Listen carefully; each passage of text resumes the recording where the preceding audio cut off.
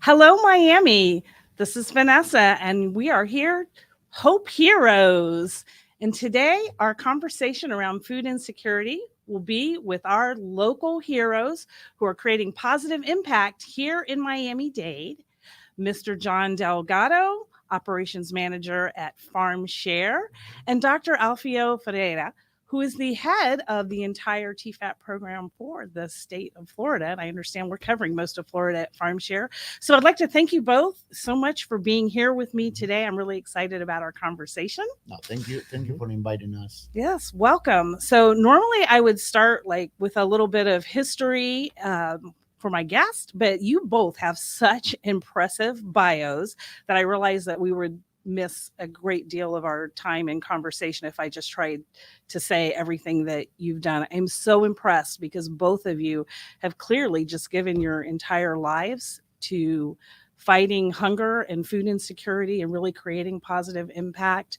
I've helped to grow Farmshare incredibly over the years.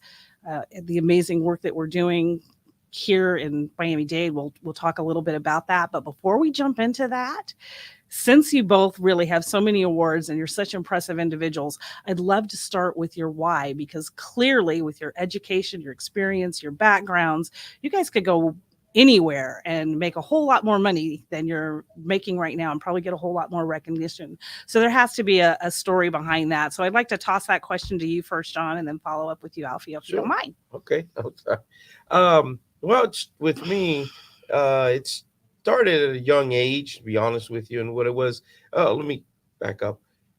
One day I was talking to my mother and I was asking my parents, talking to my mother saying, I remember eating dinner. Dad come from work and me and my sister sit at the table and eat. And we would eat and we'd never see you or dad eat, during Mm. dinner time. And I couldn't understand why. And I asked my mother, why was that we would never see you eat? And she says, well, those are times when we didn't have enough food for you to eat, not us. So we wanted to make sure you ate. So Ooh. with that hit me, you could see it crushed me because I didn't know that we were struggling. And my parents kept that very hidden from me because basically, like she says, I needed you to grow, not focus on problems we're having. I needed you to grow up and focus on school and everything. That stayed with me. And then when I started doing outreach, going into my career, going to crack houses and shooting galleries and dealing with gangs, I realized that the icebreaker that I used to use the easiest is food. I would go to these places, I'll bring food, True. they'll open the door. So more and more me getting involved in this and start realizing how much food is the peacemaker. The food is the one for me to get into these areas, into these communities that doesn't want to hear nothing about anything else. But if you're going to give me food to eat, then now you're talking my language. Now you're my friend. Now you come in and talk to me. So that being that seeing that there, I got more and more involved in the community, food, and next thing you know, it just became my life. That's powerful. Wow. Thank you for sharing that. When my wife, she understood when I changed from working and consulting with the government, and I transitioned into food banking. And my wife, she was concerned. It says, "Are you gonna be able to adapt from the life from government to food banking?" And I explained to her that just the satisfaction. We just got our baby daughter recently born, and I was telling that just the fact of looking at people taking food to their places and having those children eating makes a difference. I don't want my daughter to be in that position that I cannot procure food to her. So trying to apply my knowledge from my previous experience and bring into to Farmshare was in the beginning a little challenge because this was a change on dynamics of the way the work was done, but it was an easy transition, and the satisfaction that you get every day going home, with a job well done. Sometimes when we do a distribution and we come on TV, and I will text my daughter, say, "Hey, I'm on TV," and she will come and go, "What channel? What channel?" Mhm. So we look at it together, and so she understand the value, and I was able to teach her the value is of giving to the community. I'm fortunate to have the job that I love what I'm doing, and so I try to pass that into my daughters. Is love what you do and what you feel for it. Don't go just to satisfy somebody else's ego. That's beautiful. Thank you all. So, Farmshare may not be a household word to everyone here in Miami-Dade County.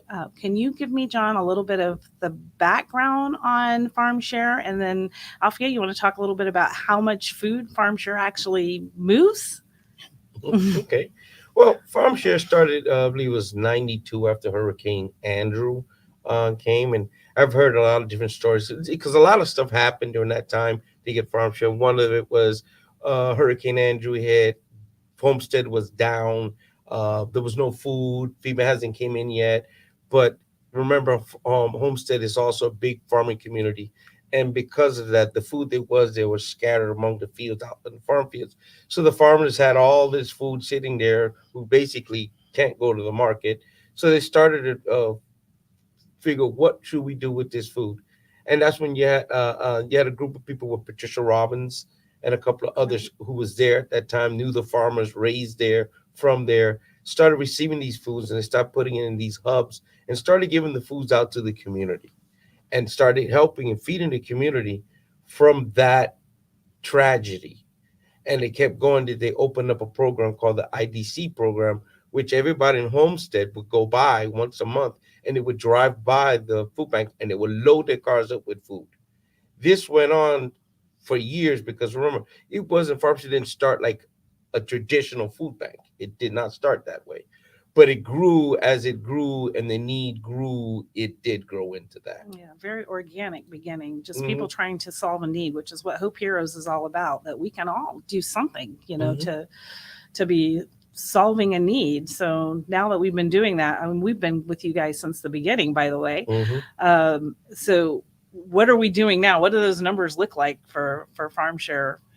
The work It you look do. it look good. It changed a little bit now because of with COVID. We got so many plans that came into an effect along with COVID, different funding that that were attached to the TIFA program. Now under the different laws that Congress passed, but the problem is those funds have already been exhausted. We already Right. used them. Hmm. We already fed the community. So in a sense, it's scaling back to pre-pandemic levels. So right now is kind of a we're taking a hit because we're not receiving the amount of food that we used to receive before.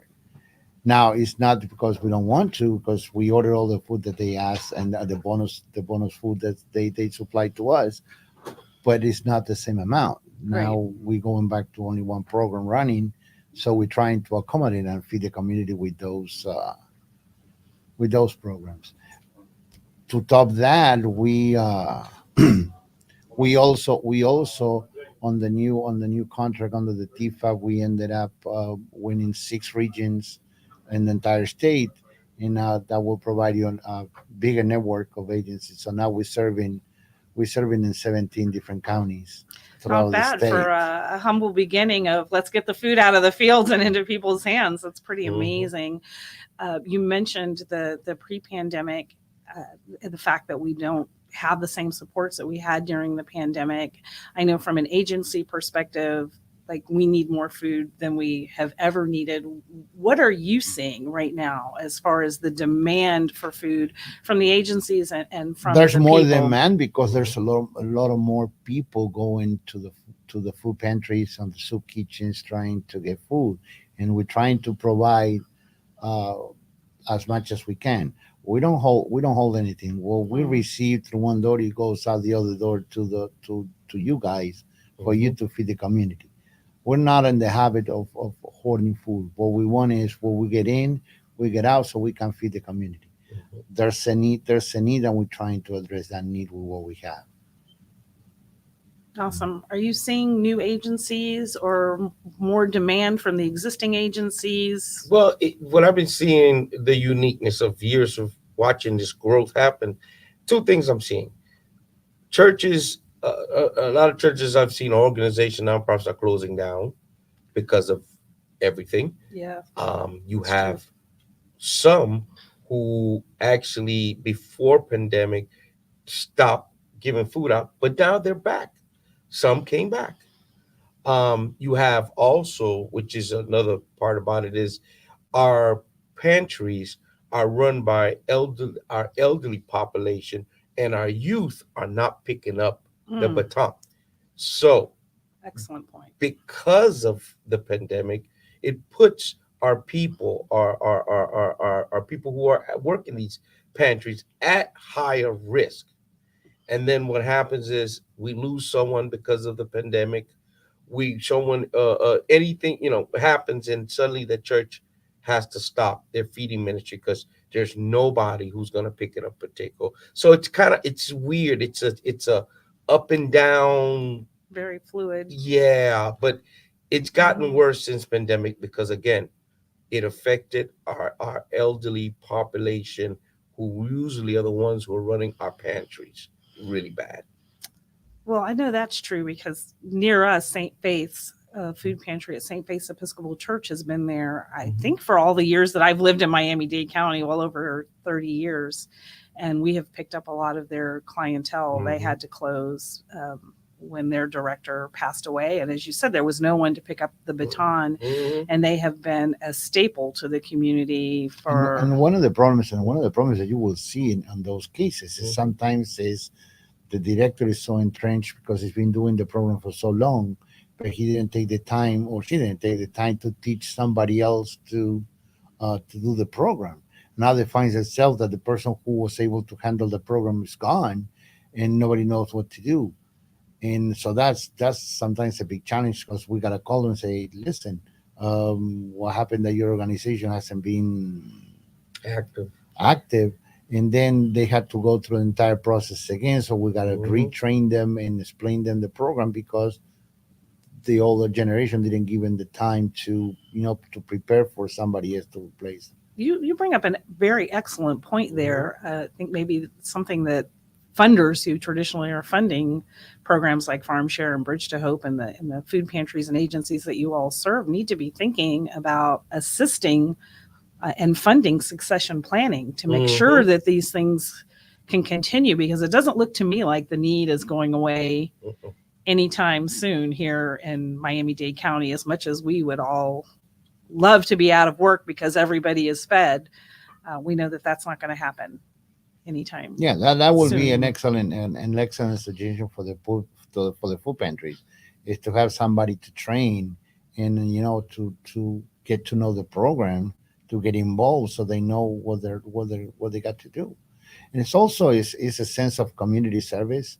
We got our kids going to, now they're going to high school and they got to do community services. Put them on those organizations. Put them in a class where it says community servicing is not going to the park, but go to the food bank, go to a food pantry, volunteer over there, volunteer to help on the distribution, so they understand firsthand what is the need, why the elders do what they do, and they see the need firsthand. So sometimes they're blanketed, you know, and like I say, I use my daughter as an example, and I think that John does too with his children. It is, we show them what to do so they understand that there's a need and what is our role in ameliorate uh, that necessity of food that we have. That they have families that unfortunately they go to, for different reasons, they go to bed without a plate of food in their table, especially with children, that it will affect their development, their growth, Their and grades, their future, yeah, everything. It has yes, enormous impact. I always say this: it's a dream brain. The fact that yeah, Mhm. we have the answers to so many of society's problems are locked in the heads of people who are hungry, Yeah. and they're so busy thinking about where their next meal is coming from. They don't have Mhm. time to prepare to solve these problems. John, you've had done a lot of work in food banking, and I know you've been at Farmshare a long time, but before that, you were in other food banks. What do you see has changed in the last 20, 30 years in as far as who is food insecure, who's in the food lines today? That's fantastic. What you just question you asked. From what I'm seeing now, first of all, food banking or feeding or homeless or people hungry, all has changed.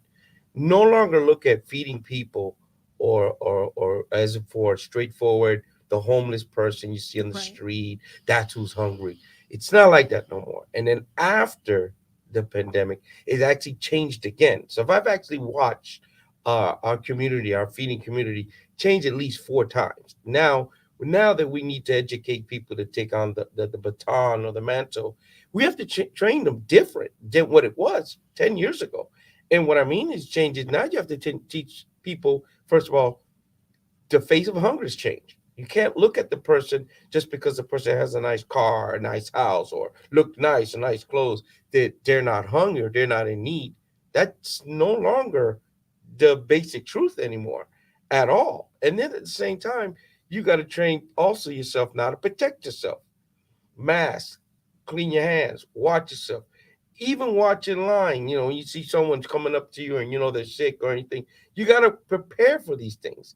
After the pandemic, the level of how you feed and what to watch out for, all that's changed. And the lines has gotten bigger. And it's in and some people say, well, before it wasn't that big because people was embarrassed. No, it maybe was because people had that luxury, but now because of hunger, because of everything on, people don't care. And they're getting in that line because guess what? When you sit here and you're watching, listen to your child sitting there saying, "Mom, Dad, I'm hungry," and you know you have nothing at all to feed your child. Believe me, you'll get in that line. You'll forget about your ego. You forget about all that, and you'll get the food. Like I said, the face of hunger has changed.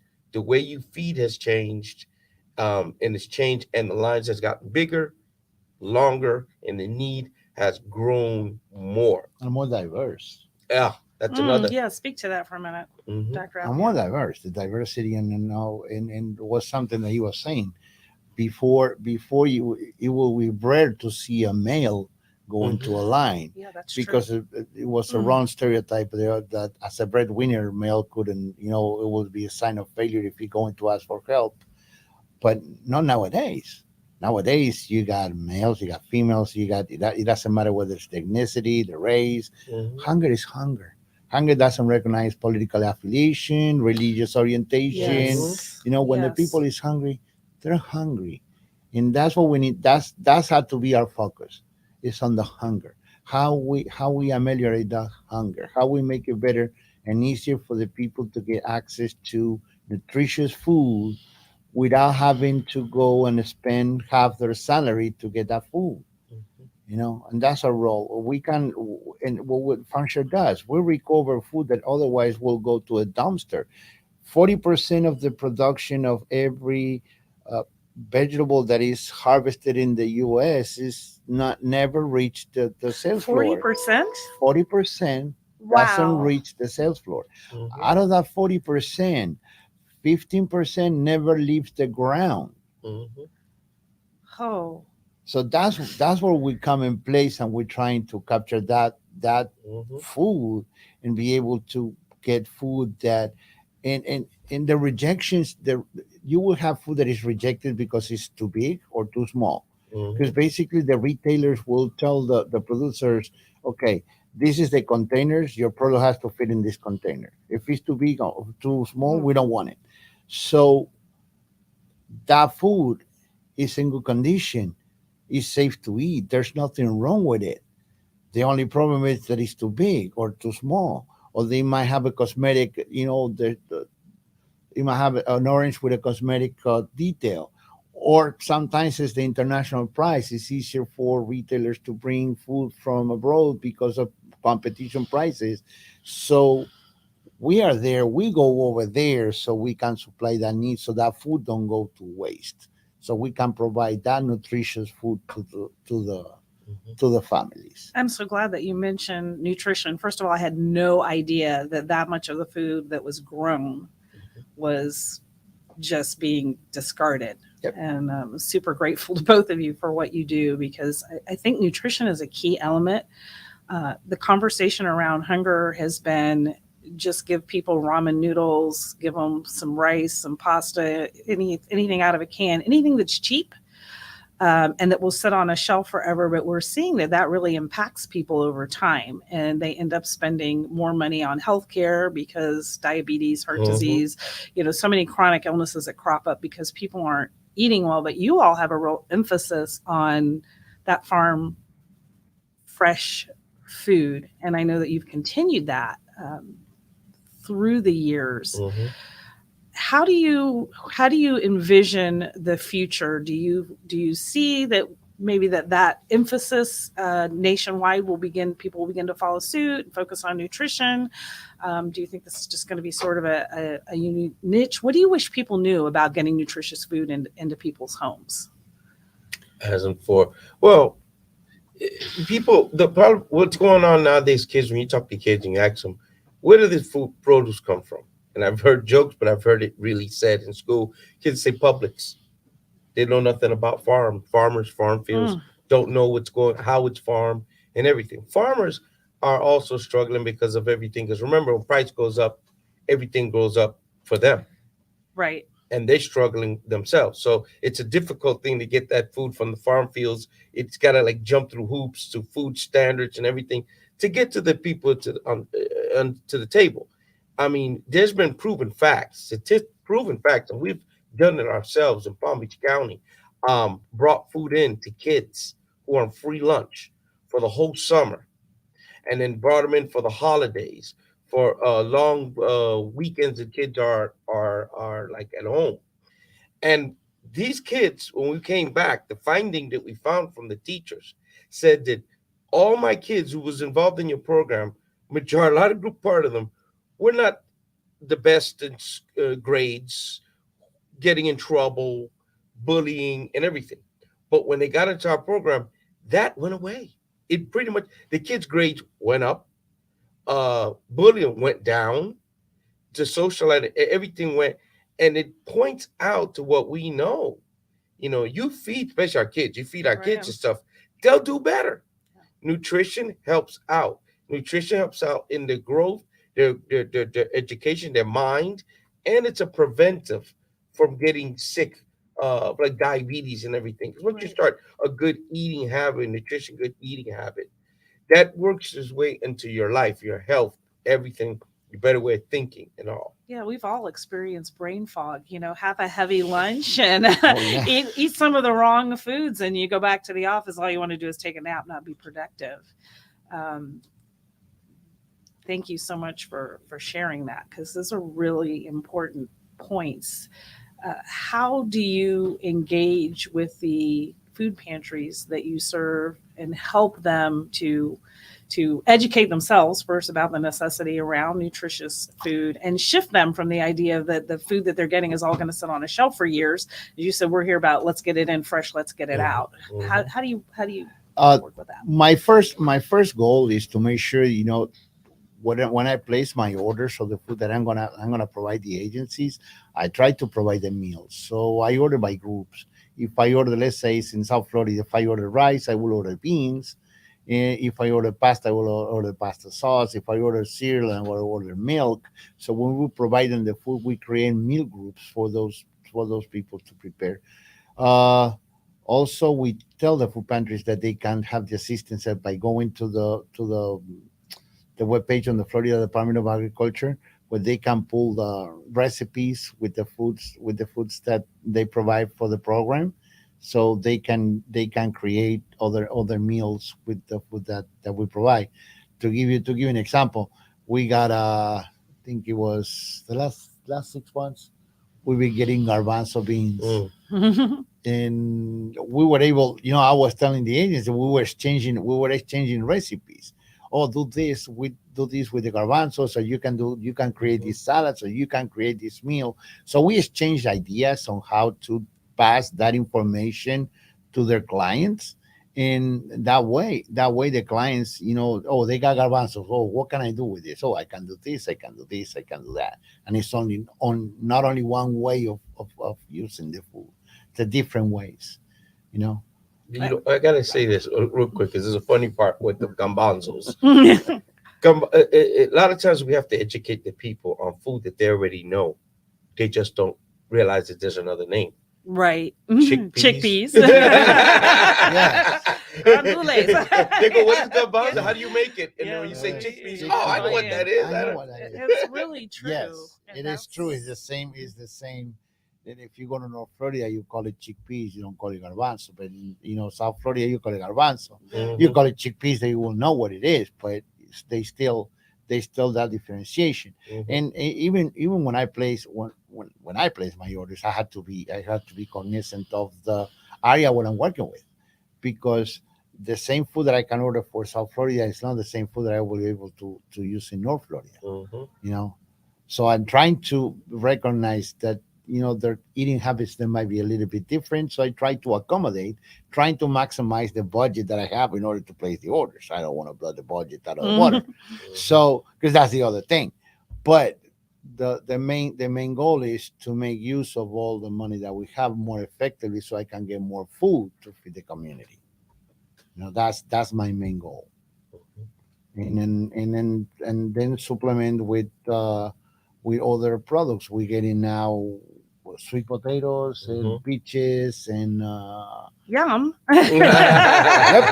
I know it sounds great. As we wind this up, I would just love to say to Miami, we look around and our community is phenomenal. There are so many beautiful buildings, gorgeous beaches, beautiful parks. There's so much affluence. But behind the scenes, there are also people who are struggling. There are people every night who go to bed hungry, and most of them are our most vulnerable populations. They are the elderly and they are our children.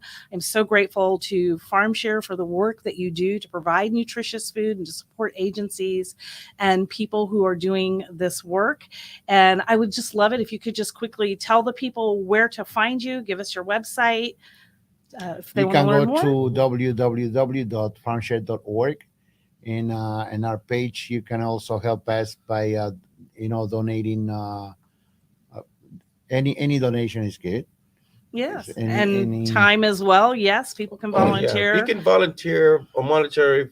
Physically, you can go to our website. You can find food distribution events on our website calendar. You can put your zip code on the top, and it would tell you where you can go to a pantry and get free food next to you with your zip code at our website, which is farmshare.org. Okay, so I'm going to encourage everybody out there, please visit farmshare.org to learn more about the work they're doing to support those in need here in our community. You can also visit me at Bridge to Hope, BRIDGETOHOPE.net, to learn more about how we partner with Farmshare and other organizations to help support our local families and to make sure that we're food secure here in Miami-Dade County. I wish you all the best day and want you to know that you too can be a hero. Volunteer your time, help by donating, get involved.